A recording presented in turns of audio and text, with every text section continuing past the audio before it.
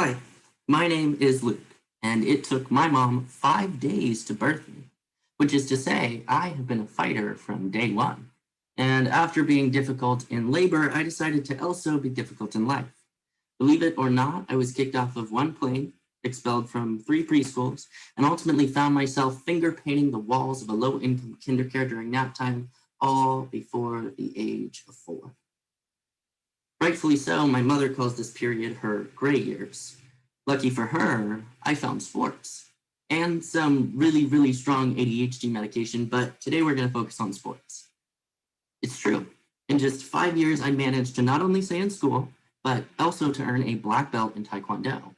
I went from pre-juvenile delinquent to state champion in every event by 10 years old. I even had those cool metal nunchucks, the kind that people kill other people with. Yeah, I was like 10. And after martial arts, I did Brazilian Jiu-Jitsu, another excellent excuse for inflicting violence on my peers. Unfortunately, I was kicked out for biting, and my parents began signing me up for less assault-oriented activities. Lucky for me, it turns out being hyperactive is a fantastic asset for all sports and not just the to-the-death ones. Which is to say that as long as I had the right to play, I did. And if I may brag a little bit, I was pretty good at it too. Hell, if I wasn't born in the wrong body, I would probably be playing college ball now. Instead, I'm giving speeches about how you should have seen me back in my day. Yeah, I'm 20. In fact, the last time I stepped foot on a field must have been 2,177 days, 3 hours, and 8 minutes ago. I remember because that was also the day I came out as transgender and was immediately asked not to come back to practice. I guess that whole thing about all men created equal in the Constitution doesn't apply to those who had to fight for their bodies. And that other thing about being against handouts doesn't apply to penises. Seems to me that they got so caught up in talking about bootstraps, they forgot to consider strap-ons.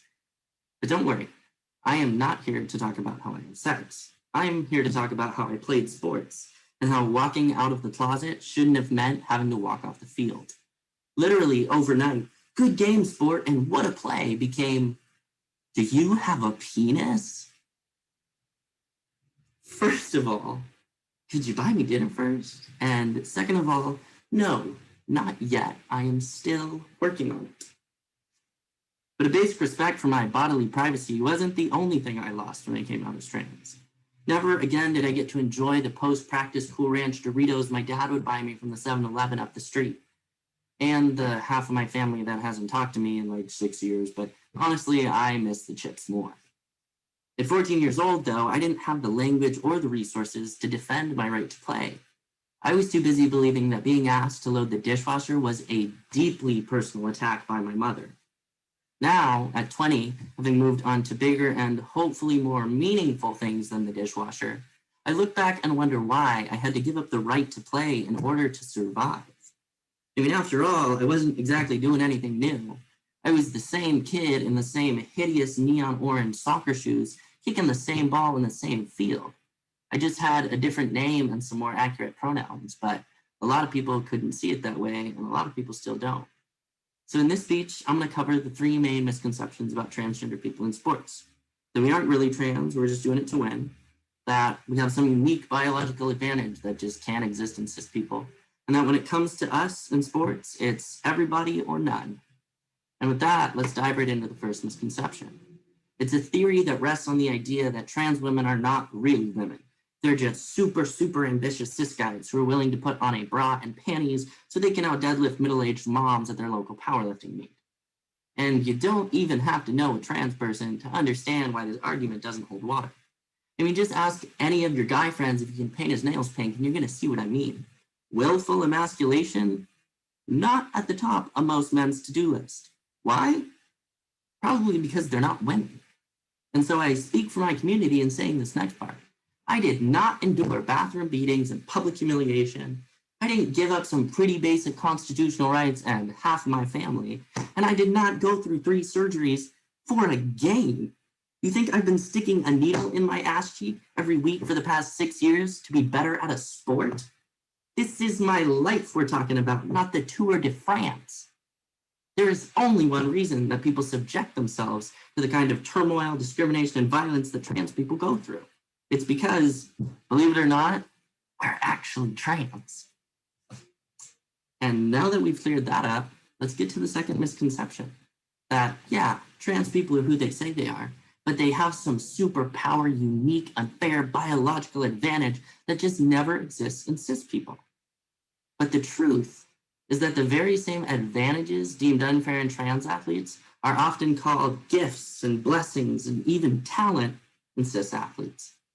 For example, how about the naturally occurring advantage of being 7 feet tall in the WNBA?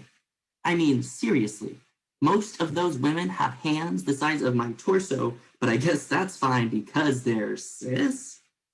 Can you imagine if one of them turned out to be transgender?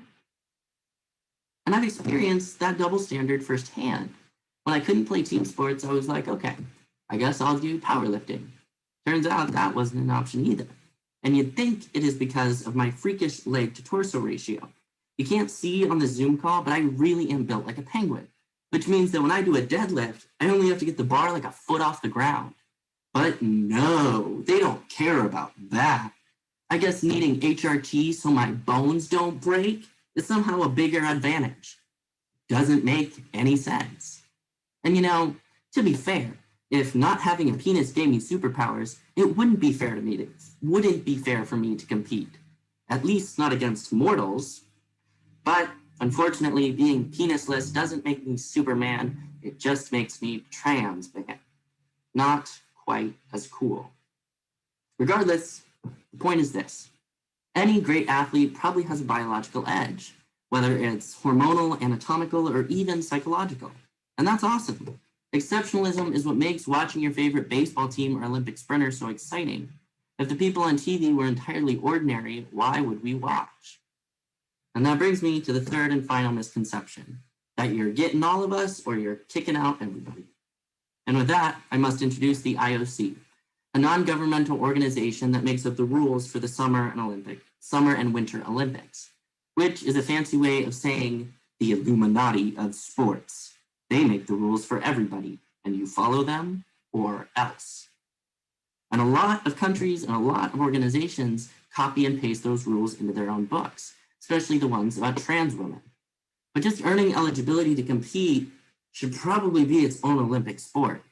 First, you've got to identify as a woman for at least 4 years. And not only that, for at least one of those years, and usually more, you have to make yourself available for random testing. Doesn't matter if you're at Applebee's with your family or in the shower or asleep. It's sleeves up or you're out. Hope you don't have a fear of needles. Which is to say that for trans women, there are more hurdles to jump just getting to the track than there probably are on it. So no, it's not a matter of all of us or none of us. It's a matter of including people in a way that doesn't challenge the integrity or fairness of the sport. So bear in mind the next time you hear someone discrediting the achievements of a trans athlete, it's probably got more to do with penguin legs than it does with T-levels. At the end of the day, being transgender doesn't make me better than anyone else. It just makes me different. You know what else makes people different in this society? Being anything other than white, living with a disability, liking pineapple on pizza. But at some point in history, we decided that biological diversity is not a valid basis for segregation and exclusion. That being said, this is an after-dinner speech, so I won't ask you to call a senator or aggressively pester people for their signatures outside of Walmart, mostly because those people and their clipboards give me serious anxiety, but also because I think change in this case has to start from the field up. So instead, try this. The next time you encounter a person being excluded for no reason besides being trans, take a moment and reflect. And if you have the time and some spare courage, consider engaging with the situation. Worst case scenario, you end up buying somebody a much needed bag of 7-Eleven Cool Ranch Doritos at the end of a bad day. And I think the world would be a better place for it. Thank you.